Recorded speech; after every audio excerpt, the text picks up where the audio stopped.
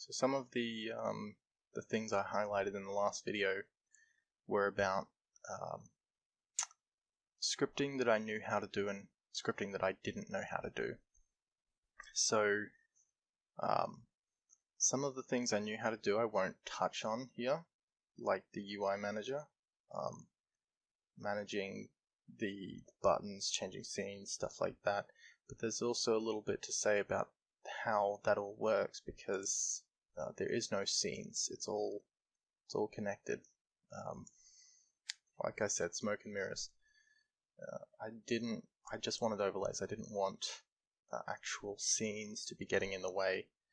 And not to mention, I really didn't know how to carry over things like music and stuff like that. So this is really just me showing my adaptability.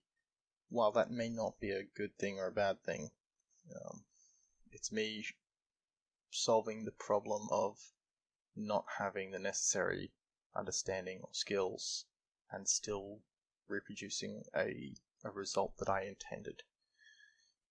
So one of the major things that I didn't know how to do was the targeting system.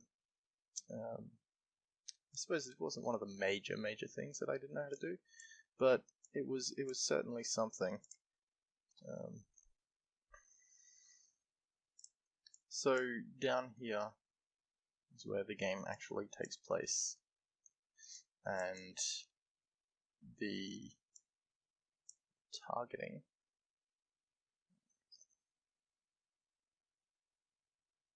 a lot of this is messy, and knowing what I know now, I probably wouldn't have done it this way.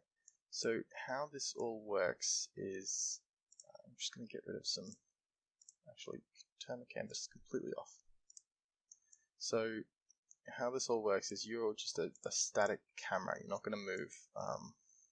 That's the view you will see the entire game, but the scope is actually an element of the canvas. If I can turn everything else off, you'll just see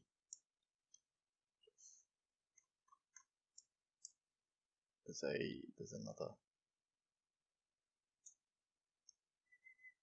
The scope is an element of the canvas. I'll just leave it at that.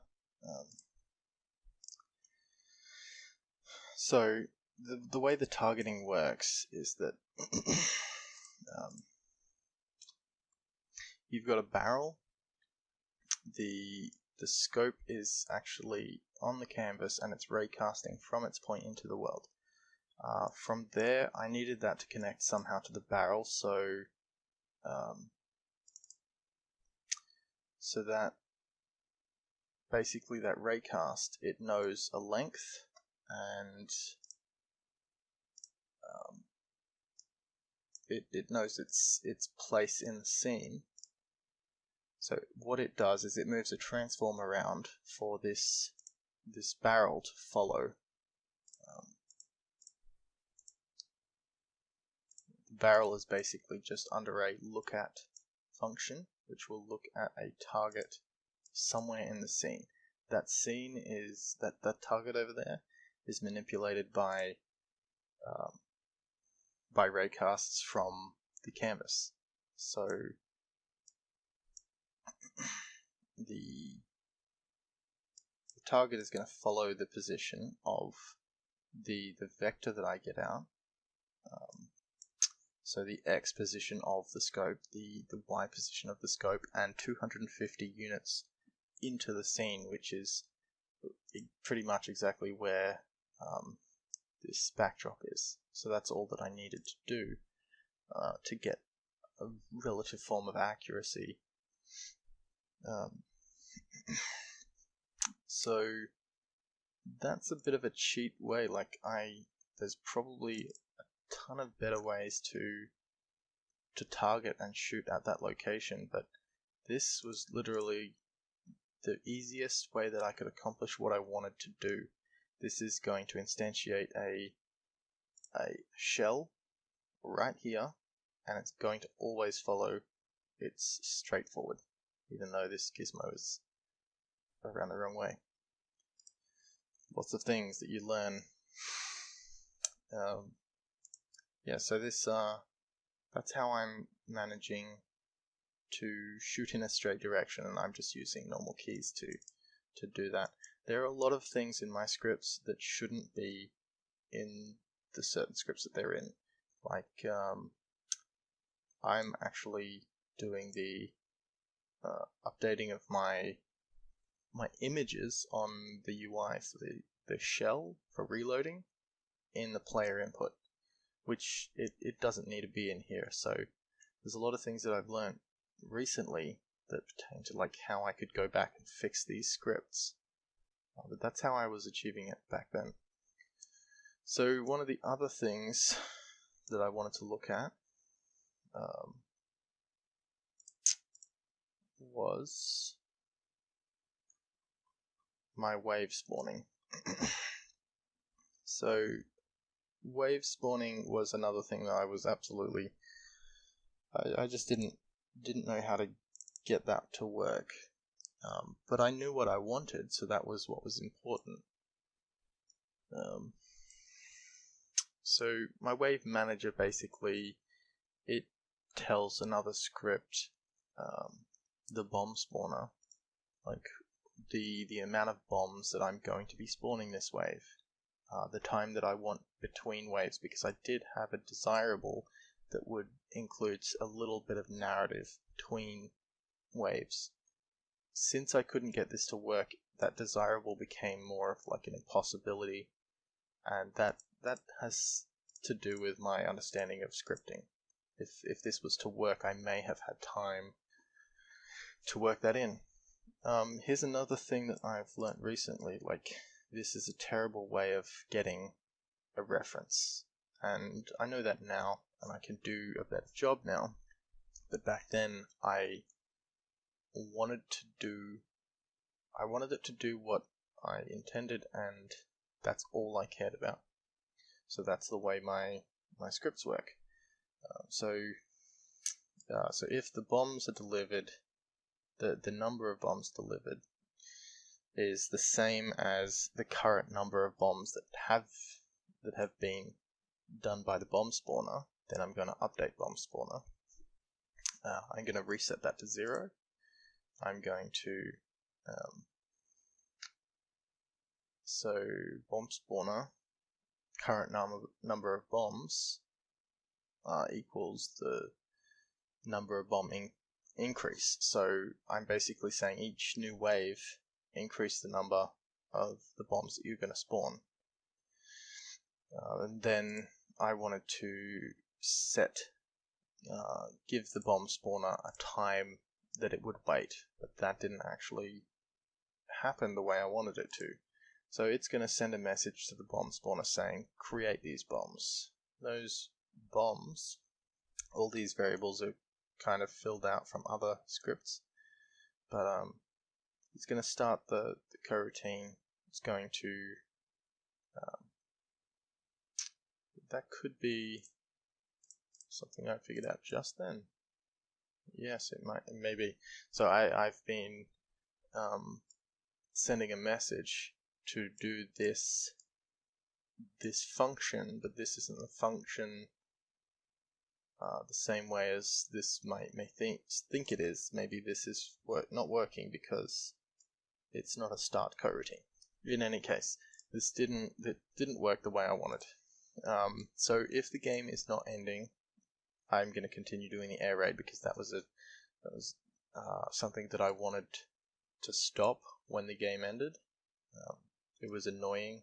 It took out too much from the ending soundtrack, and the bombs dropping themselves and exploding were sound enough for that. So what this was doing was waiting between waves, and it was setting buildings in a list. It was creating new lists and saying, so for the number of bombs that I'm dropping, I want to create positions to drop them. And so this drop zone is an actual transform, and that's So I want to drop in this relative area at a random range. I'm going to make sure each new building has a bomb, because each wave I wanted at least one bomb to be a 100% threat. But they seem like threats, even the ones that aren't coming towards the building seem like threats. So this was a good way of doing that.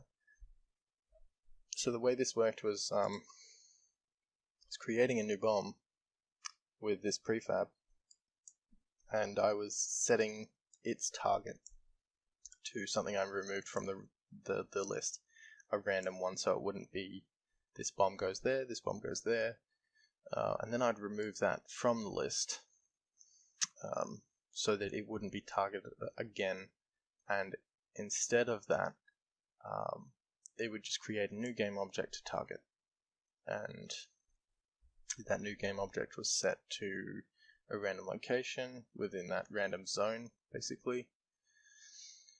And that's how I achieved the dropping bombs at certain targets. But it really wasn't a smart way of doing it. It was the way I knew how, and that's what mattered. But what I may have found out the reason, but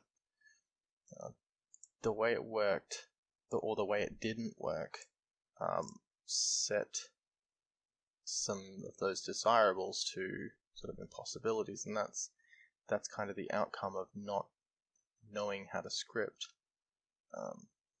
I've got a rudimentary knowledge of it, but nothing fancy. So to do all this was pretty strange enough anyway. So the life timer was pretty stock standard. It was just updating that fill amount on the UI asset, and when the current health reaches a quarter of its max, so 25%, it's going to change it to red. So that's a cool visual indicator. There was a bunch of things that I was doing really stupidly, like in the game manager.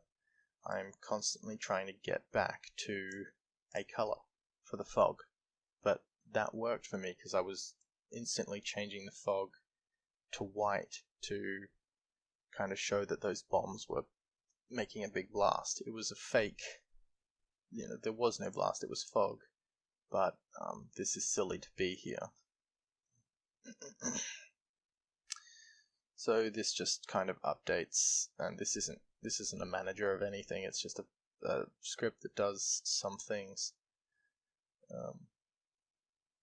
So this just sort of updates everything, telling it, okay, the game's ending. Which again could have probably been done in a better way. So there was some fading that happened through. It wasn't in this though; it was in the UI manager. So instead of finding a way to fade a scene, which I think is a normal thing to do, and that's probably achieved through the camera, I just had to do something else because I didn't know how to do that. So the way I managed to do it was creating my own coroutine that would say, I've got this alpha, and I want to change that over time. I want it to reduce or increase, whichever I wanted, to this new alpha. And that was pretty easy to do. It's definitely not a good way to do it, but it worked, and that's what mattered to me, I suppose. So I just had literally a black image over the canvas that would fade out. So performance hits on everywhere, but for what I was making and what I knew, this is something that I could send to a programmer, and visually they can see what I want to rip it all down and start again. Maybe that's more work than I should be giving to a programmer, but at least I have I am able to show exactly how I want it, even though my scripting knowledge might be very lacking. And so everything was all kind of in the same scene. So I needed to know that the game's ending now, so I can grab that credits that's sitting down the bottom just in a text component, and I'm going to start moving that upwards. Timing and aspect ratio was really poor in the way I did this. So at a resolution, at its specific resolutions, this would not work the same. But once again, it's how I managed.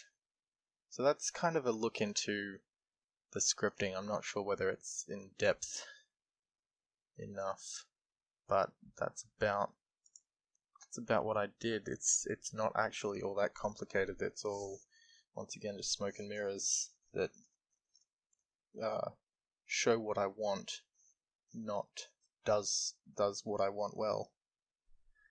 Anyway, that's my scripting, and I'll see you guys in the next video.